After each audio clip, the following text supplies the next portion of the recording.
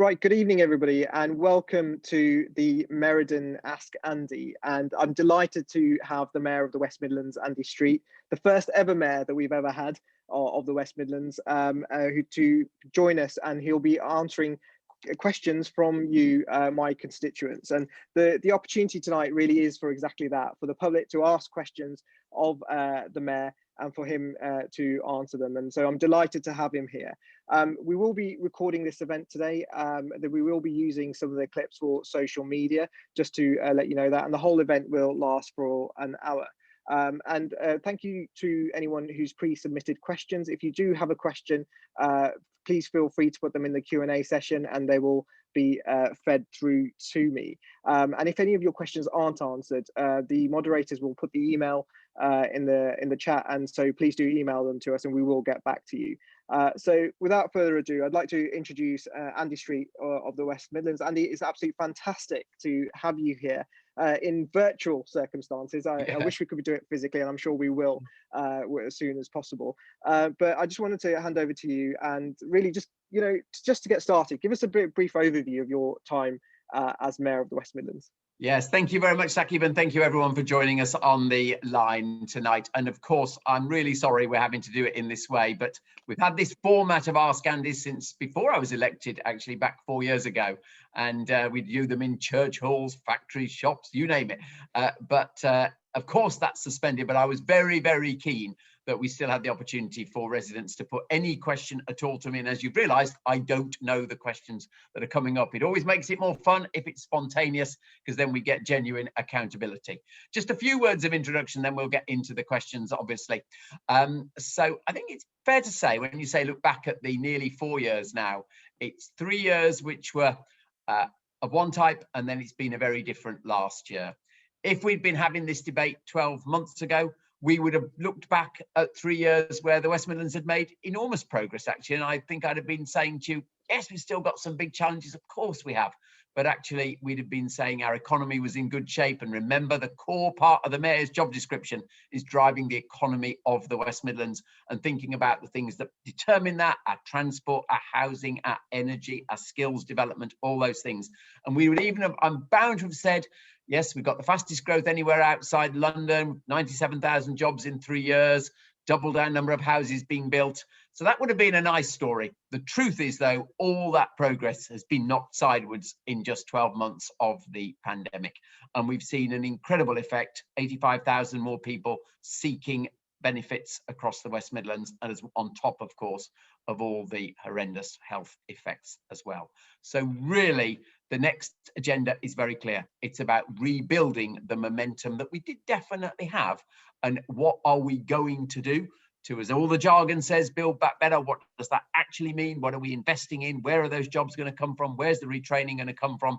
And of course, how do we do that, particularly in Solihull and indeed in Meriden, in a way in which is really protective and respectful to the very unique communities that you have in your area, Saqib. So that's the big challenge, and I'm looking forward to discussing it tonight. Thank you, Andy, and thanks for that overview. Look, Andy, I'm not going to make this easy for you. We're going to go straight into some of the key questions that people have been asking me since I've been elected. And one of the key ones I want to ask you about is the Greenbelt. As you know, Meriden has immense amounts of Greenbelt, and it covers, it's the largest by geographical size in the West Midlands, and it has a lot of Greenbelt, a lot of pressures on the Greenbelt as well. And I know it was one of your main pledges in your first manifesto. So what have you been doing to protect the Greenbelt? Okay. What are your thoughts about it? With pleasure, Saqib, with pleasure. And I think it's right. That should be the first question.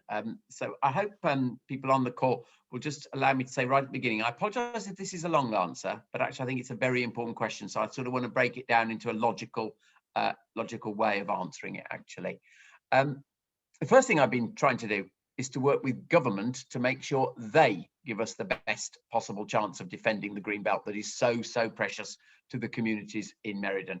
And to give you a really specific example of that, which citizens might not know that much about, actually, but we have a housing target for Solihull Borough, like all other boroughs. And last year, the government then came up with what they called an algorithm of a new housing target. It would, and Saqib, you were with me in fighting this with government, it would have meant even more pressure on Solihull to deliver more homes. We were together saying to government, and it's always difficult when it's your own party, you've got this wrong, don't do it. And I'm very pleased to say that idea has now been shelved. I think Solihull was influential in getting government to shelve that, and it means we are back to the number of, I think it's 807 homes required per year in the Solihull plan, and it would have been over 1,000. So fighting that is a really good example of fighting government. Next thing I've tried to do is get cash out of government for the brownfield first policy, and we've been pretty successful at that.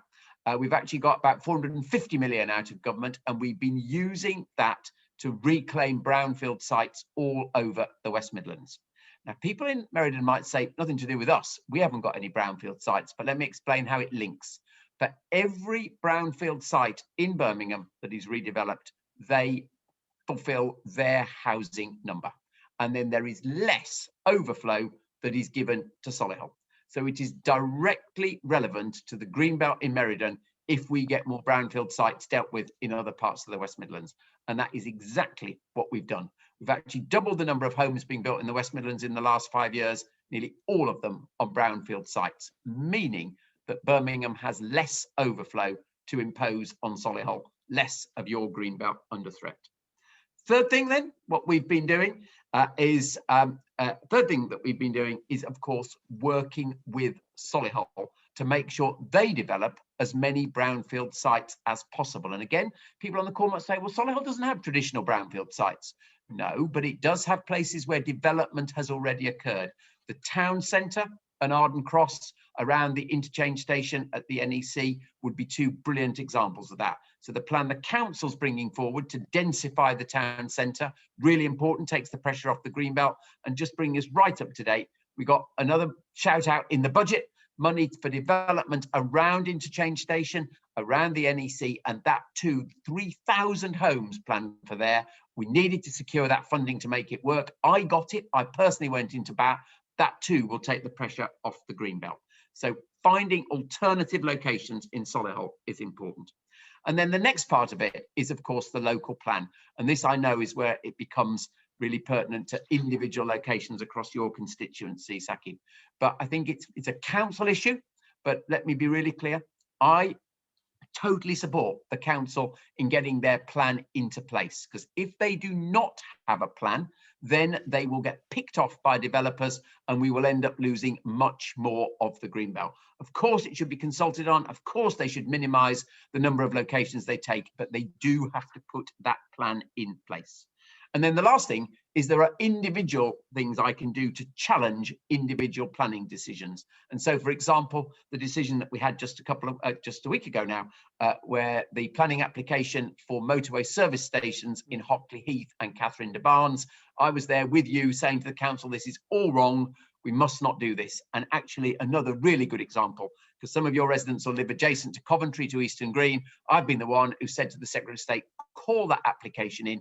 We should not be eating into the Coventry part of the Meriden Gap. And the central government are now looking at Coventry's decision around that. So sorry, Saqib, there's a lot in that, but I hope what's evident is I really have tried to be active in supporting what I genuinely believe your residents want to see. I'm very happy to take any questions on it. No, well, thank you for that. And obviously, there's a lot there. I think we'll probably revisit the Greenbelt issues in the Q&A section of this. So I'll come back to that. I was just going to move on to one other question around infrastructure, Andy, because obviously that's been absolutely critical. And we've, central to that is also transport links. And so we've spoken obviously about the Castle Bromwich train station. Do you want to elaborate on that a little bit more? Yeah, I will do, with pleasure. So it's very timely to ask that question, because we've had a good week on infrastructure in the West Midlands. Another result from the budget, we've been banging away saying we want money to reopen railway lines across the West Midlands. It's green, it reduces congestion, it's got to be right. And we've now got the money for the South Birmingham line, the Camp Hill line, also Wolverhampton. So why is that relevant to Castle Brom? Those are done. We now move on to the next challenges. So we've actually just today put in our application to government under the quote unquote restoring the railway fund to reopen the line that comes out from central Birmingham, out through the Fort, Castle Vale, up to Castle Brom, and then ultimately round into the centre of Sutton, out through the park and round to Walsall. So it's a big investment. We'll create a big line, and the application has gone in, and we are utterly determined to do exactly what we've done with the Camp Hill line. It's taken us, it was a promise I gave in the last mayoral campaign that we would do the Camp Hill line. Today, Wednesday, we actually got the money. We know we're doing it. So exactly the same now for Castle Bromwich and the Sutton Park line, as we call it. That's the next target, and we will battle over the next few years to get exactly the same result as we've just got for other lines in Birmingham and the Black Country. Andy, I mean, you're a great supporter of having better infrastructure and better transport links. I mean, why does it matter? Why is this important? Why are you such a big advocate? It really is an interesting question, this. Why does infrastructure and transport links matter? Now, infrastructure can mean all sorts of things. So this is a dodge of the question, but we just talk about the most important infrastructure, arguably, is the digital infrastructure.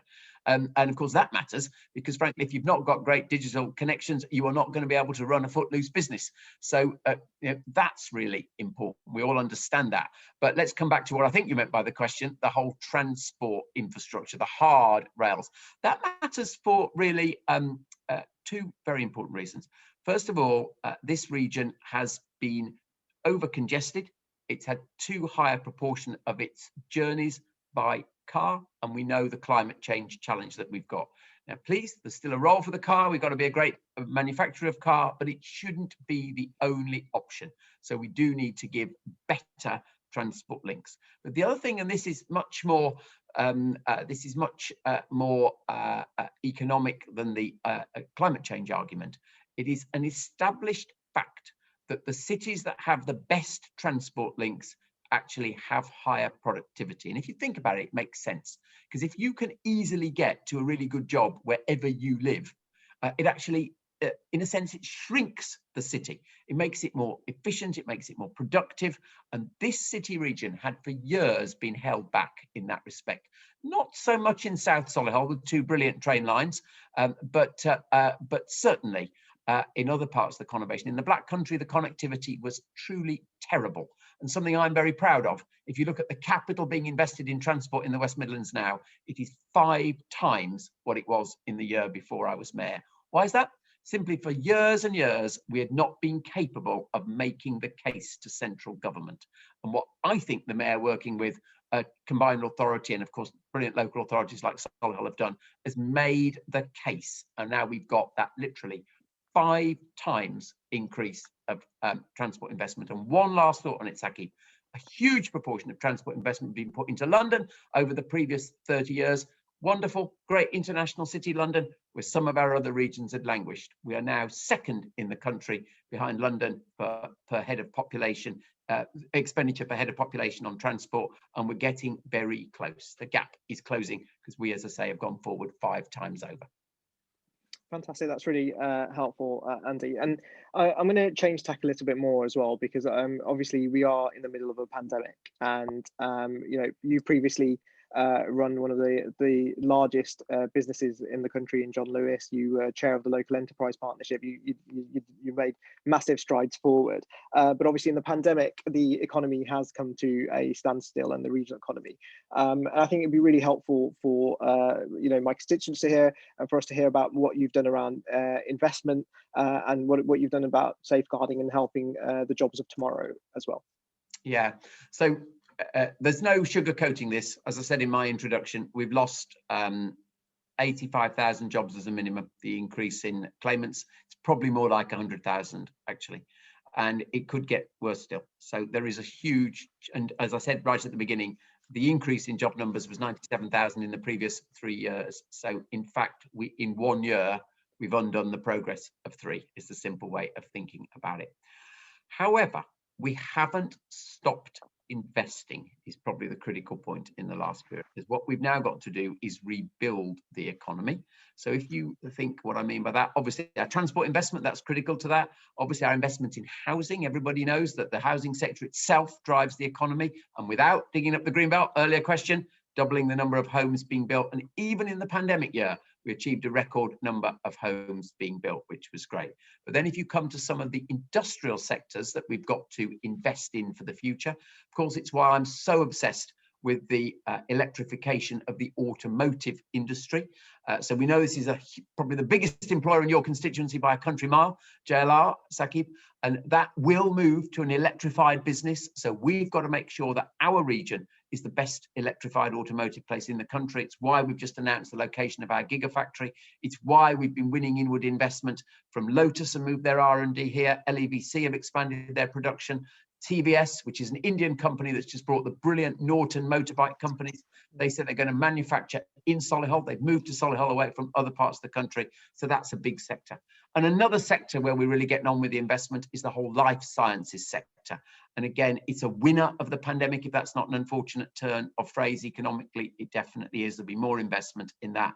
And that's why it was so important to land that mega investment in South Birmingham, £210 million of investment in that new park there. So what I hope comes out of that is we're eyes wide open to the damage, but we've been trying to really nail down the big investments in the sectors that are going to grow in the future.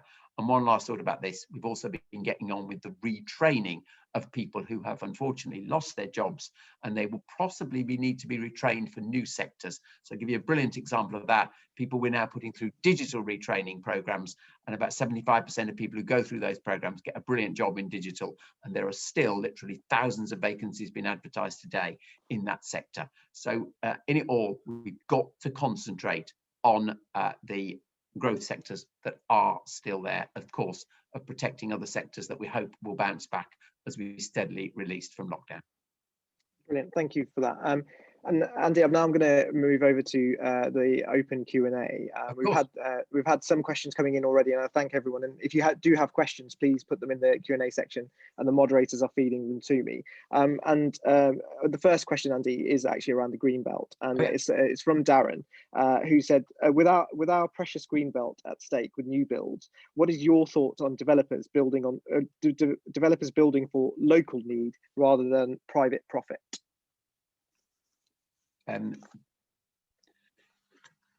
For local need, well, Darren, I might have misunderstood the question. If you want to come back in the chat, please do. But I mean, it's very clear, all of the housing requirements that are giving planning permission are to meet no local need. The start of the process, which Solihull of course went through to determine what housing is required, is an assessment of local need. It's not just that a developer decides they wish to do something. The very thing that drives the local plan, which then gives the planning permissions, is all driven by the definition of local need. And of course, Solihull has been an incredibly successful place over the last few decades. And that's why there is obviously an increase in literally the local population growing, people moving in, but then this point also about Solihull being asked to take some from other areas. And that's where I've been so resolute in minimising that to ensure that, for example, Birmingham does its very, very best to meet its need with its own policies. The actual number that Solihull is asked to take from Birmingham at the moment is 2,000 for the whole of the rest of the plan period. But all of it is assessed as local need. So Darren, I hope I'm not misunderstanding the question, but a developer can only develop to respond to that. And in a sense, it's why I said it is so important that a council has a plan, because otherwise what you get is a developer just making a speculative application, and you can't defend against that. And that's the very difficult process that your local council is going through. Thank you for that, Andy. And Darren, if you do want to, if you didn't quite get the answer that you wanted, please do put it into the Q&A, and we'll get a further follow-up. I'm going to follow up, Andy, with a question around business support and for hospitality businesses. And it's from Rick Cressman, who you'll know runs Nelcote Hall. And he talks about the latest grant that he's received of £18,000, which he says is appreciated. And he's also had to arrange £150,000 of survival funding. So the 18 isn't enough in his view. And he says the grant only covers 2 weeks losses for our businesses over the next 16 weeks. And our business has contributed over £20 million to the Treasury over the last 30 years. Do you have any views on or advice, for businesses going forward? Obviously, there's a lot of uncertainty about at the moment. Yeah, so I was lucky enough to talk to Rick about his own situation, and I have, enormous sympathy for what he describes, because it's been an incredibly successful business that has made vast contributions over the years. I appreciate that. So just the evidence that I get this, but maybe not on the scale that Rick would hope for. I hope I have been vociferous in my support for the hospitality industry through all this, and the obvious piece of evidence for that was last autumn when we started on the tiering arrangements. I was the one who, when Birmingham and Solihull were put into tier 2, which meant the hospitality couldn't function normally, I was the one who went on national TV news and said this just isn't right. There isn't the support for businesses. And actually a week later, the Chancellor put in place his hospitality grants for businesses in tier 2 and what was then to become tier 3. And he was actually very generous and said on the floor of the House of Commons that I had been vocal and actually had helped him change his mind. So I get this. I get how difficult this is.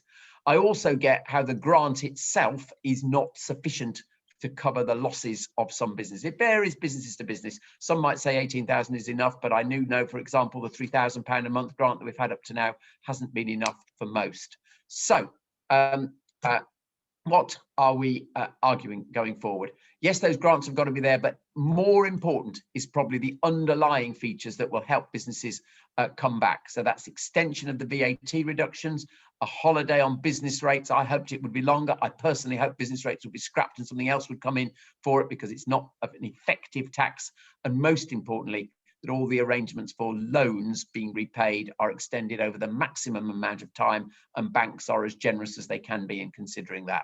And actually those issues that will affect the cash flow are the ones I continue to lobby on, because I genuinely believe that those, rather than the grant support during this immediate period, will be the thing that ultimately determines how many of our brilliant hospitality businesses are able to come back.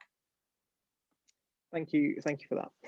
The next question is actually from Jay Singh Sohal, who's the Police and Crime Commissioner candidate for the Conservatives. And what Jay's asked is, he said, I'm campaigning to stop the closure of Solihull Police Station. It's an issue that's very important to the people of Solihull Borough. And his question to you is, are you going to continue to speak to the current Labour PCC on behalf of concerned residents about the need for having a local community presence, having a police station which is necessary for stronger local presence to tackle rising crime?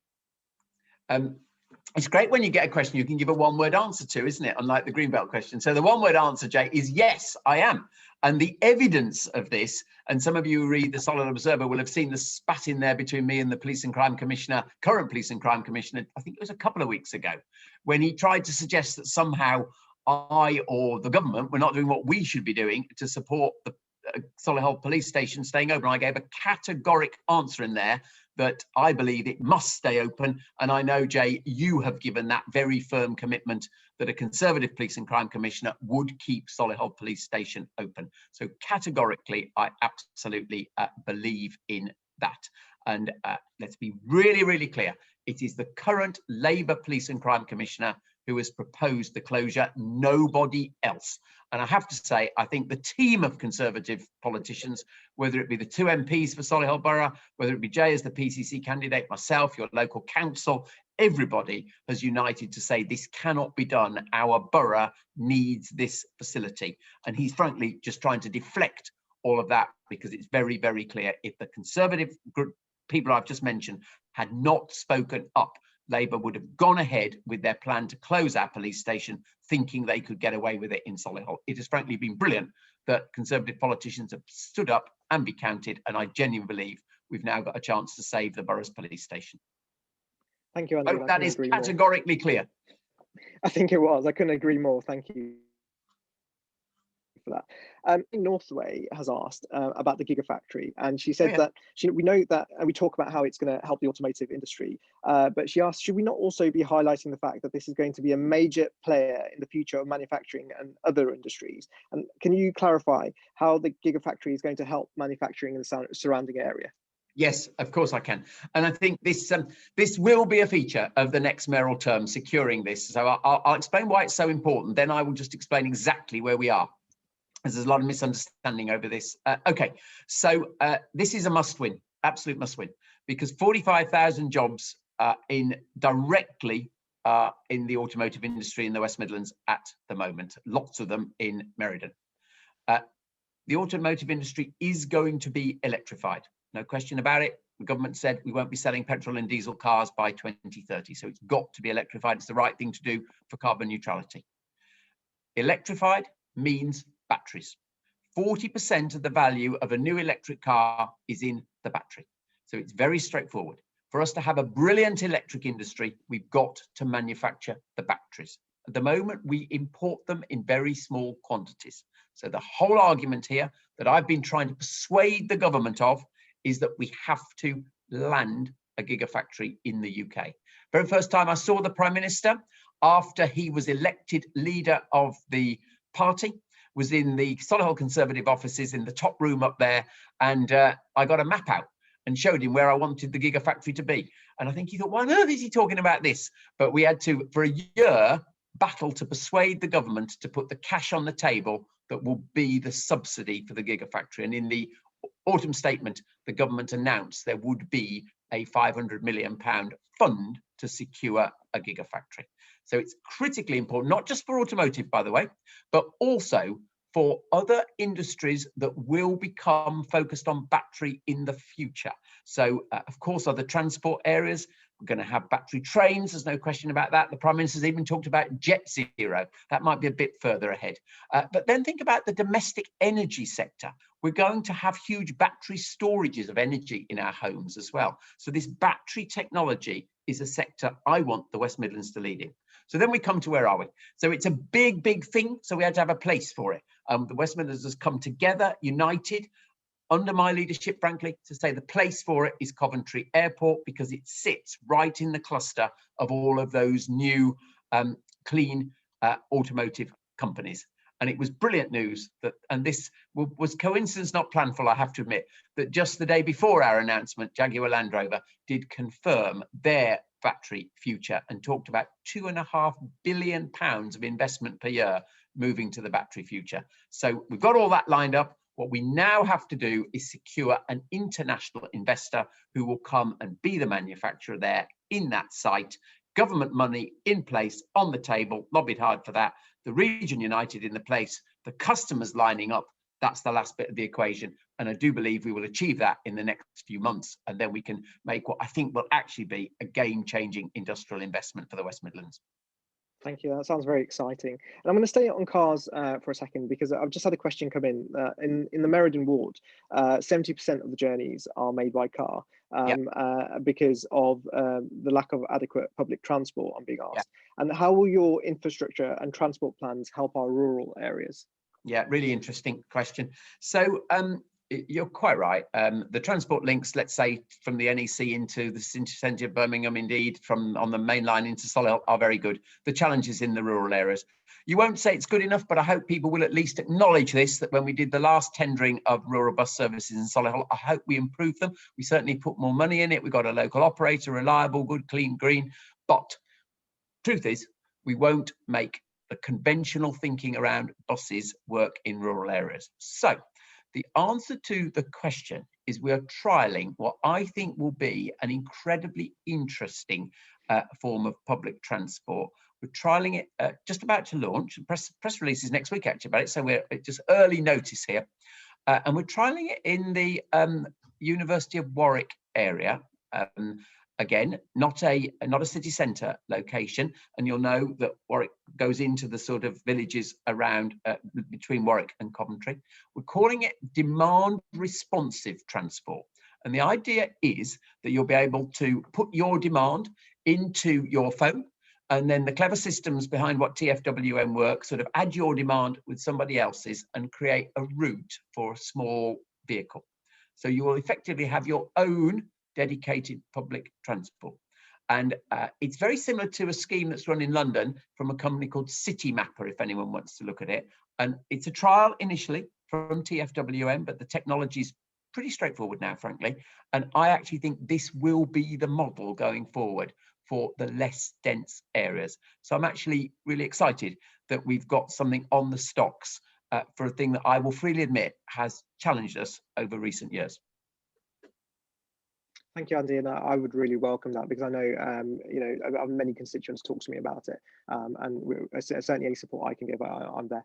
Mm. The next question really is about the announcement of Freeports, because there was an announcement that a Freeport would be based in East Midlands, Yeah. and Chris Saulno has asked, will the West Midlands be disadvantaged by this, or might there be a knock-on benefit to the West Midlands, and if so, how? Yeah, okay. Great question. So I think the straightest answer to this is we didn't bid for one. So that sort of tells you what the thinking was. It was discussed, and I don't think there's any harm in saying we discussed it with Birmingham Airport as well, but we decided not to bid. Now, the honest reason for that is what we predicted would happen has happened, in that I'll probably get this number wrong. Are there 8 of them around the country in total, in which case 7 of them are on coastal locations, and there was only ever going to be 1 inland location. The strongest freight airport inland is East Midlands Airport. So we have actually got in the Midlands our strongest card. And if I'm really honest, I didn't want a debate within the Midlands, which would have ended up with somewhere else inland getting it. So East Midlands Airport is but 40 miles from Meriden. I thought that was strong. Now, the reason this will not disadvantage us, because it's a great question, is obviously there'll be advantage from the proximity of East Midlands, but we will also be able to establish relationships between the different free ports as to how they then serve our manufacturing sites. And some of those conversations have already gone on, and we will build relations now we know which have been the successful locations. So I don't think there's any reason to believe that we will be disadvantaged by this at all. And we did back the strongest horse for the Midlands, which actually I personally believe, even though it's not in the West Midlands, is actually the responsible thing to do. And there was a little bit of an opportunity for the East Midlands to support us on something, which I hope will become clear in the not too distant future. Well, I look forward to that, Andy. Right, the next one, and we're going to go back to Greenbelt, and I've got a question from Jeanette McGarry, Oh yeah, who runs the Berkswell Windmill, and yeah, she's asked if re-elected, Andy, will Andy encourage Solihull MBC to stand by Branfield first, and will you ask SMBC to re-evaluate proposals to build on Greenbelt in view of the Arden Cross and Town Centre developments? And she's asked a further question: will you support residents to protect the countryside surrounding the Berkswell Windmill? So Jeanette, lovely to hear from you again. So the answer is yes and yes. So let me just be clear about what I mean by that. I hope from my introduction it is already absolutely clear. I went through what I've tried to do to defend Greenbelt with all the different levers that I can pull. So I'm absolutely committed to that, as I hope is evident. And although I've been very clear, and I know you know this, it is a Solihull local plan. I have sat down with the leader of the council, with councillors, and gone through how can we minimise the take from the sites that are discussed, given all the developments that we've been able to talk about and bring on site. And I will continue to try to find other major developments in existing built up places or developed places so that the pressure can be taken off. Categorically, yes, I will do that. What I can't do is say that I can step into the Solihull local planning process and therefore take a particular site out of the plan, because that has to be their judgment. But my contribution definitely to minimise what they need to do. Hope that's clear and fair, Jeanette, because it's very important I don't mislead and overpromise there. Thank you, Andy. I'm going to move on to HS2 because I've just had a question come in around the loss of old growth trees and woodland because of HS2. And I don't have a name here, but the individual says replanting in many areas, such as near Crackley Wood, which was a valued space, was unsuccessful as the trees they planted died. Will you be holding HS2 Limited to account to make sure that they've done what they are supposed to have done? And can you make a commitment to rewilding? Yes, categoric again. And if I don't think you gave a name actually, but if you want to give me the details, I've got the hotline straight to the CEO of HS2. If there's an area they're supposed to have replanted and it hasn't worked, please let me have those details. So let's just be clear about this because This is difficult, because everybody knows, and again, I shouldn't be anything but honest about it. I am a great believer in HS2 for what it will do for our region long term, but I'm also well aware that it is extremely difficult in terms of the environmental impact, particularly at the moment. There are lots of positive environmental benefits of HS2. If it effectively eliminates air traffic between Manchester and London, that will be a huge advantage. If it gets more people onto local rail because the main line is freed up with the new HS2 train, huge environmental benefit. But at the moment, if you travel around Sakib's constituency and you see mature trees being cut down for the developments, I understand. It's absolutely heartbreaking. I really do. But let's be really clear. Right through the HS2 process, I've been wanting to know what is their environmental commitment, what is their degree of replanting, and the numbers they're committing to in replanting are actually eye-watering, and they're talking about always replanting more than they take up. I know sometimes it takes a long time to come back to the mature ecosystems that are under threat, but we will definitely hold them to account for that and more. And you've probably seen in everything that we've talked about in the West Midlands carbon neutrality proposals that we are utterly committed to this replanting wherever we can. Solihull's commitment to 250,000 trees in the next 10 years. We're looking for a commitment of 1 tree per person over that period across the whole of the West Midlands, and that will make a very large contribution to our carbon neutrality targets. So I'm absolutely with you in terms of they've got to do it, and I also can go beyond that and commit to what we're trying to do across the West Midlands ourselves. Thank you for that, Andy. And that was, I had the name come through, it was from Lewis Edwards. So Lewis, if you do have a follow-up, yeah, please do get in touch. Please. Crackly wood, I heard, but yeah, let's have the details. Yeah. Lovely. The next question is from David Cuthbert, and he says that the UK has over 261,000 empty homes, which is almost the annual requirement of housing. Solihull has over 1,000. Why can't we have strong policies to bring these empty homes back into use? We should have. We absolutely should have. And I think actually, I didn't know the number for Solihull of empty homes. I'm quite surprised it's that high actually, because as a proportion of homes in the borough, that would make it considerably worse than the UK average, which seems extremely unlikely to me actually. So anyway, but I probably shouldn't argue about the numbers, but I am going to follow that one up because I'm surprised by what I have heard. But actually, yes, there should be much stronger provision for local authorities to compulsory purchase homes that haven't been lived in for a period. And also, I think this whole issue of homes falling into disrepair in communities. You see homes in Solihull which are sort of literally ivy ridden and clearly nothing happening in beautiful roads, and it's just not right. So yeah, I would like to see a strengthening on that. We did talk about this in our last manifesto. We failed to get stronger powers from central government around this.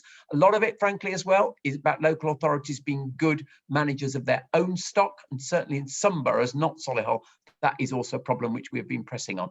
But yeah, it's a good prompt. Just in terms of the numbers, I said our target for the West Midlands every year was 17,000. So this can, let's be clear about it then, this can per year, this can make a relatively small contribution, but any contribution is a good one. And so we should turn this over again. Thank you for that, Andy. Now, my next question is actually from someone who's very familiar to both of us, Dame Caroline Spellman. Oh, your predecessor, marvellous. My predecessor. And Dame Caroline's asked, as a successful retailer, you appreciate the importance of a viable high street. Yes. The budget provides help for town centres, but can you share your vision for how they can modernise? Yeah, with pleasure. So thank you, Caroline. And I think the first thing to say is not all town centres are the same. And I think that's very important because the diagnosis of what needs to be done and then getting it done is obviously very different. Let me explain what I mean by that. I actually think that the pandemic might actually have been an illustration to little local centres of the way forward for them. And Caroline kindly 2 years ago took me around Dorridge, obviously pre-pandemic, and what I saw was actually a relatively vibrant centre where most of the retailers, some national chains, but most of the retailers are local providers. And for local high streets, I do believe that is the answer. And we've actually seen a strengthening of some of the local high street. Interesting, Knowle, probably stronger now than 2 years ago. Some new investment, and all the new investment is coming from local independents. And I think there's a real theme here. We were just hearing from the managers of Touchwood, interestingly, in the town centre only last week, that all of the new units that have been let in the last year have all been independents. So I think there's a really interesting point there about immediate local high streets doing that, and the landlords there need to think about how they encourage that, all of that happening. But then I suspect the challenge is much more around the town centres.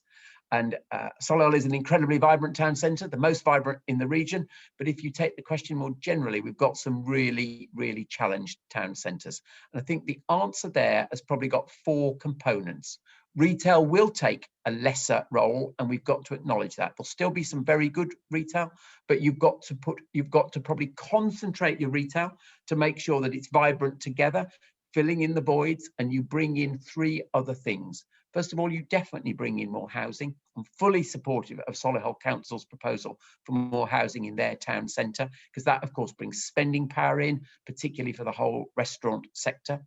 The second thing you have to bring in is more public services. It's where the transport facilities are focused.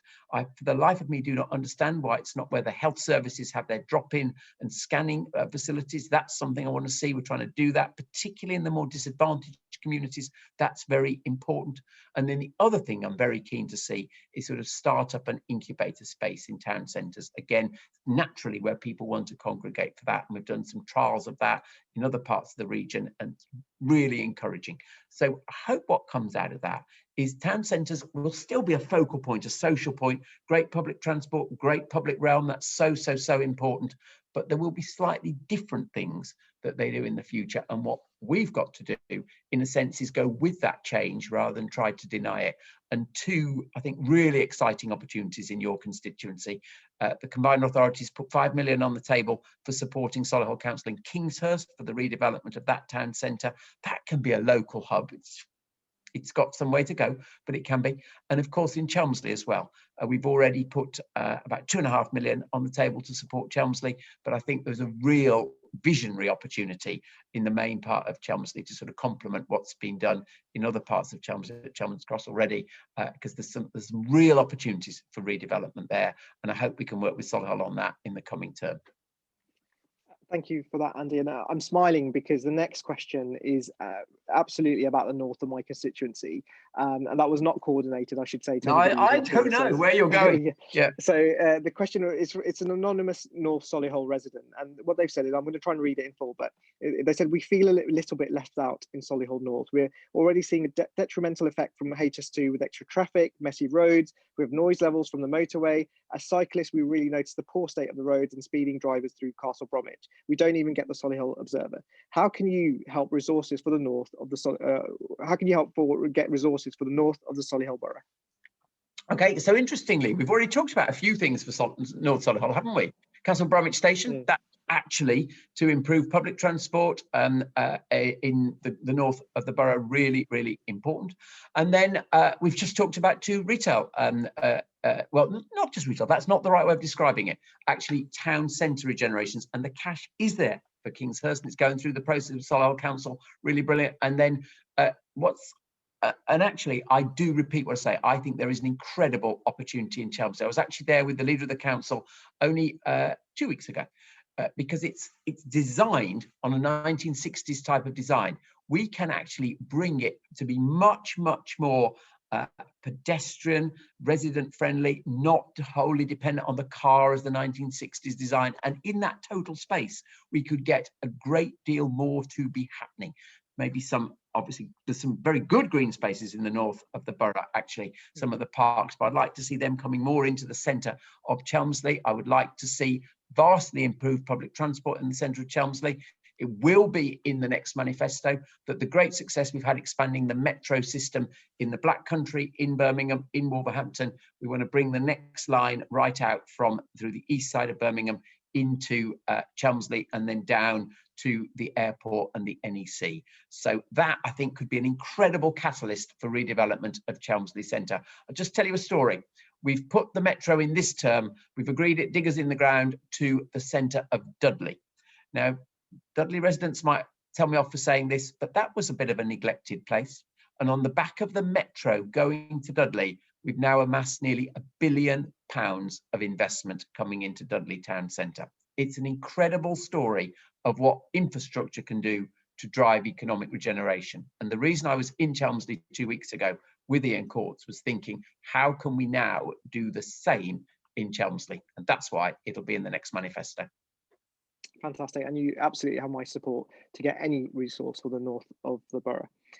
The next question is from an anonymous person as well. It's a little bit this is your life, but the question is, what's the most meaningful thing you think that you've achieved in your during your term in office? The most meaningful. That's a very interesting word. I'm thinking about that. I could list an individual things. And actually, the Commonwealth Games, that was pretty meaningful.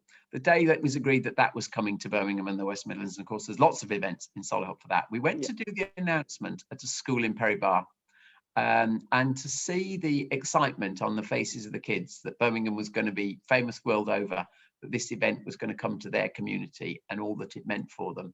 And we went and did sports in the sports hall. I played table tennis with some of them and basketball and all sorts of things. That was an incredible day, actually, because you saw how a political decision really connected with youngsters. That was a very meaningful day. Another very meaningful day, rather different, but it's sort of the joy of this job, was I talked about how the pandemic has been very harsh on certain communities, and it's true. Women have been badly affected, ethnic minorities have been badly affected. One of our programs is, as I said earlier, about digital retraining, and we particularly try to focus that on Black women who are the furthest from the market. I joined one of their programs, actually, and it was incredible just to see the pride that people who had got no digital skills were moving through very quickly, and they were working out what it meant for the future of their lives. So that was a meaningful moment. But actually, I think the thing that I should conclude with on this question, it's a very thoughtful question, thank you, is it isn't about one individual thing. I think the thing that's probably most important is long after I finished doing this job, which by the way, I hope isn't in May, people will look back and say, did the West Midlands come together under the mayor? And I hope the answer is yes. And I hope it will be significant going forward. And I actually give full credit to Ken Livingstone. I often think about Ken. He was the first mayor of London, totally different politics to me.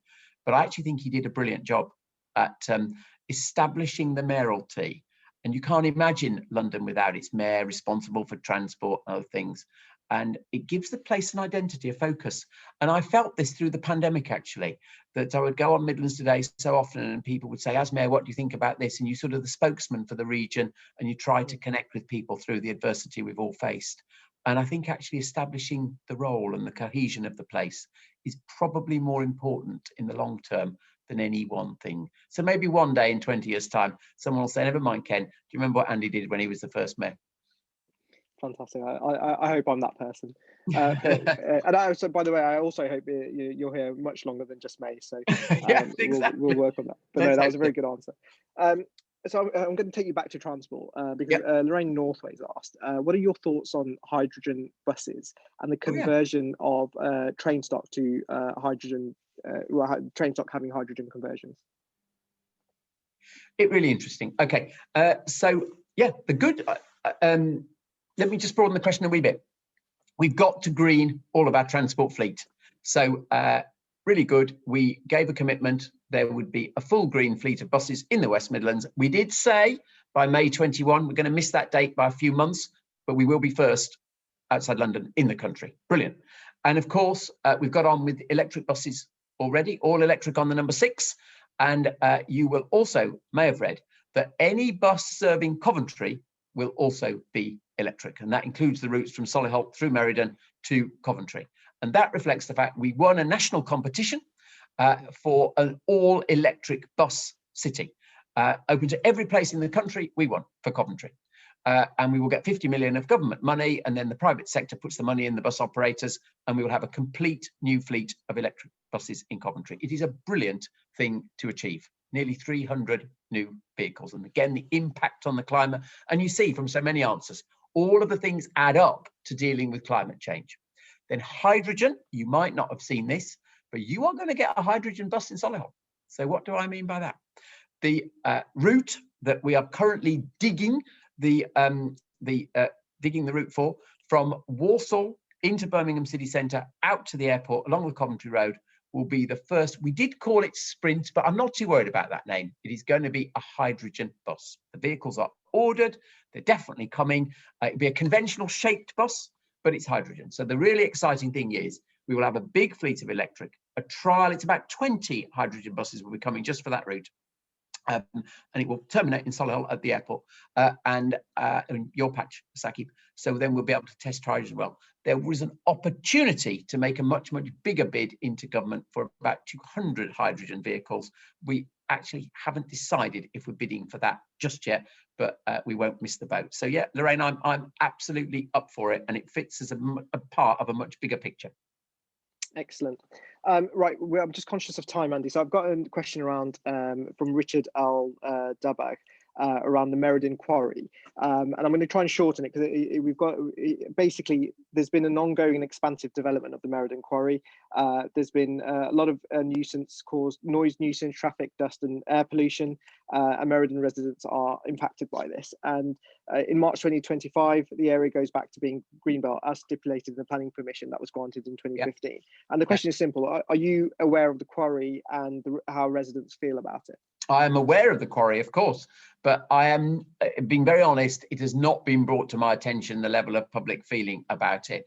But I mean, there are very clear controls over businesses like this, and if the stipulations of the original planning that they're not conforming with, then that can be addressed. So, Saqib, I won't bluff. I'm not aware of. I'm not aware that it is a hot issue amongst citizens. So I suspect between us, we need to think how we're going to pick this up, because obviously you two can influence this.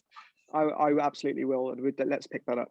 Yeah. We've got 5 minutes to go, so I'm gonna. There was a question I wanted to ask you, and I'm gonna just ask it now, but we'll ask a constituent one as well. So yeah. You can on that. The question I had was really, what's your kind of future vision for the West Midlands? So, what's the dream? What are you thinking when you close your eyes? What do you see? And a constituent has asked. A lot of us are working from home at the moment, and not all of us have reliable working broadband. This is a major issue for any at-home workers in the West Midlands. Can the combined authority help? Yes. Let me just deal with that while I still remember the detail of it. Then we'll come to the vision question. Yes is the answer. It's interesting, isn't it? When I was asked about infrastructure earlier on, I went straight to this. So that's fascinating. It's come back. Okay. And let's again, I'll throw one other thing in just to show you how I really understand the import of this. Another of the competitions we had to win, like Coventry Electric Bus, like the Gigafactory, was actually the competition to be the 5G lead region for the country. Now, we won that in 2018, and it means that we do have better connectivity on 5G than anywhere else in the country. Better here, and actually Solihull is the best in the whole region, actually. Better than London. And that's so important that we are leading in that. And we're beginning to see how it works in factories, how it works in medical practices, all of that. But you will say, if I can't get a decent broadband signal at the moment, that's pretty irrelevant, Andy. But it is important to the future that we are leading in that way. Now, if you have got a poor signal at the moment, we can do something around this. Because actually the way this is solved by the different providers is, I hate to say it, but it's basically, is there a business case for action? And what we can do, and I've often talked to the directors of some of the companies like Openreach, is draw their attention to where there is a weakness and where there is a likelihood that we consolidate users, and there will then be a case. So absolutely, if you wished again to jot the details down, we can play that role. And they've actually, interestingly, they've asked me to play this role because they can't possibly know themselves, play this role as the intermediary with companies like whichever is your regional provider, CityFibre, Openreach, whatever. So please do that. Yes, we can. And I do appreciate how utterly frustrating it is. Vision. Excellent. Vision. Well, you know what? In answering that question, I think I'm going to go back to the beginning of this whole story. I was minding my own business running John Lewis. And as you said in your introduction, being chair of the Birmingham and Solihull Ely Local Enterprise Partnership as well in 2015, when the mayoral position was created. And it was actually your predecessor, Caroline Spellman, who first said to me, why don't you think of this? I remember where we were standing. It was in the central lobby at the House of Commons, and she did it very skillfully because it was very nonchalant and it wasn't a big deal, just sort of en passant. And I thought, well, that's interesting. So Caroline's responsible for this if you don't like what's happened. But anyway, the point of it is I gave up my job in John Lewis and came back to my home city and town, because, you know, I grew up in Solihull. And I came back because I genuinely believed that this place as a region could do better. And sometimes people in Solihull forget this, because life has been good in Solihull in the main, but there's other parts of the region where it's not been good over the last 40 years. And I genuinely thought we were underachieving. And I thought maybe I've learned something in John Lewis that can actually help us restore what I genuinely think should be our place as the second economy outside London, the place that actually leads this country in terms of innovation, in terms of integration, because remember, we are the most diverse place in the country. We could almost be, when I talked about this in the first speech I made on this, I said we should be the blueprint of how regional places should work. We're big enough to actually be significant. We're small enough for the individual communities to matter, and we're certainly innovative to drive our economic performance through to something really quite stunning. I genuinely believe we were on course, even though there were still blemishes. We've had a horrible knock, and basically this election, being very straightforward about it, is who do you believe has the capability of taking us back to that goal that we tried to outline very briefly there. Thank you so much for that, Andy. That was fascinating. And thank you to everyone for their excellent questions. If you have, if you follow up or anything like that, please do get in touch and we'll absolutely get back to you. So thank you for joining us this evening, and all the best, and please stay safe. Thank you. Bye-bye.